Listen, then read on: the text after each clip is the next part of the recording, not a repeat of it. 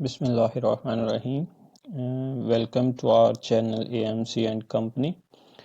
आज की वीडियो में हम देखेंगे कि जो फार्मास्यूटिकल सेक्टर है उसमें सेल्स टैक्स जो 1% सेल्स टैक्स है वो किसने चार्ज करना है। ये मुख्तलिफ जो क्या कहते हैं लोग जो हैं या जो इंडस्ट्री के रिलेटेड लोग हैं उनमें कन्फ्यूजन है कि जो सेल्स टैक्स है 1% वो किसने चार्ज करना है, कैसे चार्ज करना है और कब चार्ज करना है।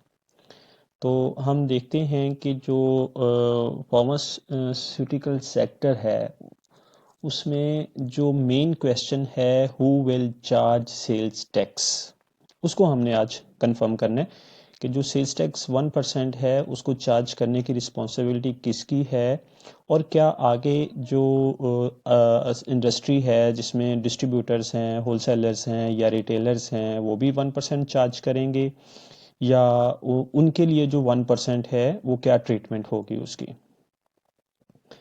तो हम आते हैं 8th शेड्यूल के सीरियल नंबर 81 में, जिसके मुताबिक जो फार्मास्यूटिकल सेक्टर है उस पर 1% सेल्स टैक्स चार्ज होता है। तो 8th शेड्यूल कहता है कि manufacturer or import of substances registered as drugs act. तो मतलब ये कि कोई भी सब्सटेंस जिसको मैन्युफैक्चर किया जा रहा है या वो इंपोर्ट किया जा रहा है और वो सब्सटेंस जो है वो ड्रैप में या ड्रग्स एक्ट में रजिस्टर्ड है एज अ ड्रग, तो उस पे 1% सेल्स टैक्स चार्ज होगा। अब 1% सेल्स टैक्स तो चार्ज होगा, लेकिन ये 1% सेल्स टैक्स किसने चार्ज करना है। तो पहले कॉलम में जैसे उन्होंने बताया है कि मैन्युफैक्चरर आर इम्पोर्ट, तो इसका मतलब ये हुआ कि जो उस फार्मास्यूटिकल सब्सटेंस को मैन्युफैक्चर कर रहा है या इंपोर्ट कर रहा है वो 1% सेल्स टैक्स चार्ज करेगा। आखिरी कॉलम में भी उसने यही बात को कंफर्म किया है, tax charged and deposited by manufacturer or importer as the case may be shall be final discharge of tax in the supply chain.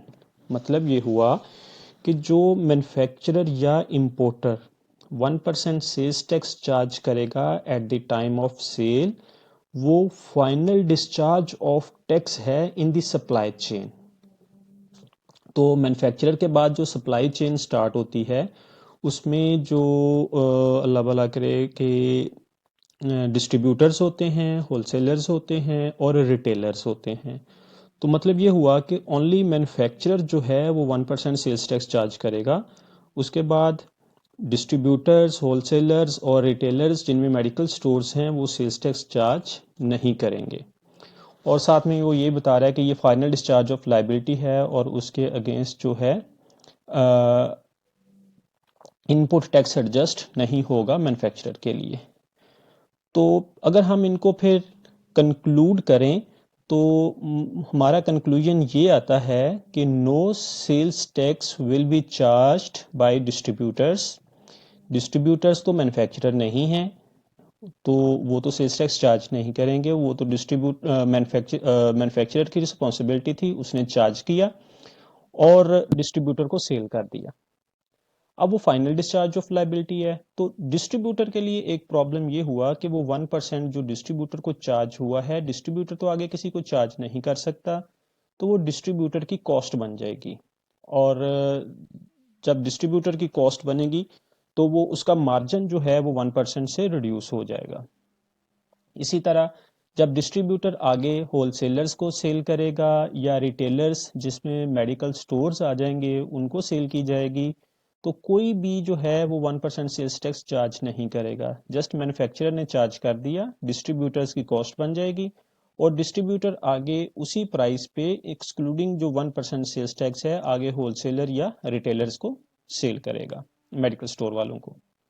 तो ये था एक जो ओवरव्यू है 1% ऑफ सेल्स टैक्स का कि कब चार्ज होना है, किसने चार्ज करना है, कौन चार्ज इसको नहीं करेगा। तो उम्मीद करते हैं आपको ये वीडियो पसंद आई होगी। अगर फिर भी आपकी कोई कन्फ्यूजन है तो आप हमें कमेंट बॉक्स में जो है पूछ सकते हैं, हम उसका आपको जवाब देंगे। जज़ाकल्लाह जी, बहुत शुक्रिया आपका।